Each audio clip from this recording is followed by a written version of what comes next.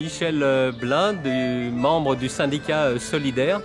Nous étions avec des copains en voiture sur la ZAD. On a réussi à rentrer en voiture, enfin près de la ZAD, malgré les barrages de police. Et la première impression, c'est qu'il y avait une atmosphère de grande courtoisie entre les gens, entre les manifestants. Il y avait des manifestants jeunes et des manifestants assez âgés de mon style. Et une très grande courtoisie, et on a pu voir aussi les réalisations concrètes. Enfin, c'est la première fois que je rentrais, les réalisations concrètes, collectives, et l'organisation. Il y a des médecins, il y a Médic, il y a des jeunes qui soutiennent le moral des gens et qui écoutent les gens.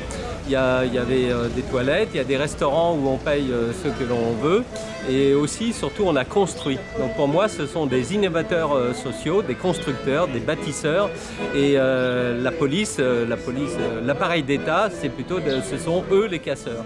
Donc on a aidé à monter des charpentes.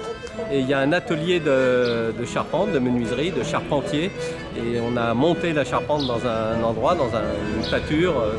Et le lendemain, les bulldozers et à la tronçonneuse aussi, les gardes mobiles ont détruit ce qui avait été construit. Donc on a été dans un esprit de construction et collective.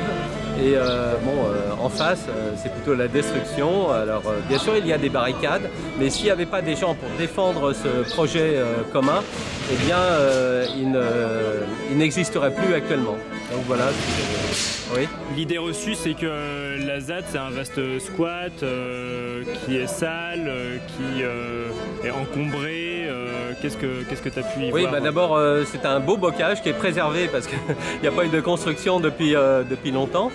Et ce que j'ai pu observer, c'est des gens qui construisent des maisons en bois. Bon, c'est pas le palais de l'Élysée, hein, mais des maisons en bois qui s'organisent dans des fermes. Moi, j'ai vu la ferme de Bellevue. Il y a une organisation, il y a des salles de restaurants,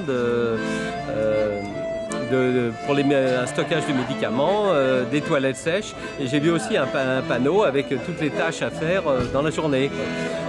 Vider les toilettes sèches, traire les vaches, etc. Et donc il y a une organisation.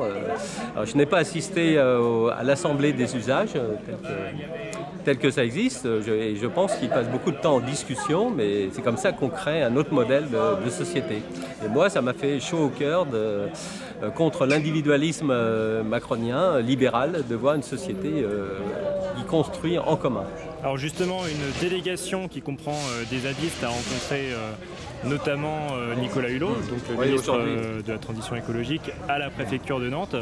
A priori, la discussion n'est pas allée plus loin que celle avant l'opération de gendarmerie. Qu'est-ce que tu penses de ces négociations? Qui doit faire quoi selon toi? Oui, les zadistes d'abord ont décidé d'y aller.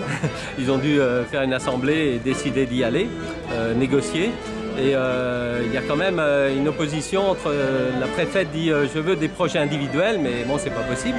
Les zadistes veulent un projet commun. Donc ce qui pourrait se faire, une sortie par le haut de la négociation, ce serait que l'État cède les terres ou vende des terres à une société coopérative, et qu'ensuite cette société de propriétaires loue les terres pas à des agriculteurs individuels, mais à des projets collectifs. Et donc, il n'y a pas que des agriculteurs non plus sur la ZAD, hein. Il y a aussi les charpentiers, il y a aussi des boulangers, il y a aussi une vie artisanale aussi. Il n'y a pas que de l'agriculture. Tu crains que la ZAD soit quasiment rasée à partir de la semaine prochaine, puisque l'ultimatum est au 23 avril? D'abord, les gens qui tiennent les barricades, ils sont aussi un peu fatigués, hein, depuis quelques temps, d'être aux premières loges avec des gaz lacrymogènes dans la figure tous les jours. Et oui, je crains que la négociation, comme les gens n'ont pas réussi à se mettre d'accord, que ça aboutisse à écraser la ZAD, physiquement et concrètement. L'écologie, c'est pas l'anarchie, dit Nicolas Hulot. Oui, alors l'anarchie, moi j'ai une autre définition de l'anarchie, c'est un stade supérieur de l'ordre. Et moi j'ai vu alors on peut appeler ça anarchie, mais en fait c'est une résolution collective des problèmes et une auto-organisation. Moi, à mon époque, on appelait ça autogestion. Je pense que le terme n'est pas périmé. Et les gens s'autogèrent entre eux et décident entre eux ce qu'ils doivent faire, ce qu'ils doivent faire. Et l'État ne peut pas supporter ça. Donc qu'est-ce qu'il envoie Il envoie l'appareil d'État, c'est-à-dire les fonctions régaliennes de l'État, la police, l'armée, etc. Donc ils envoient pour réprimer un projet, un modèle utopique peut-être, mais un modèle de société en commun, le commun.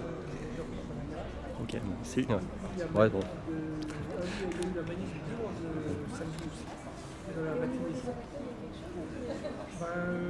Pour l'instant, il n'y a pas de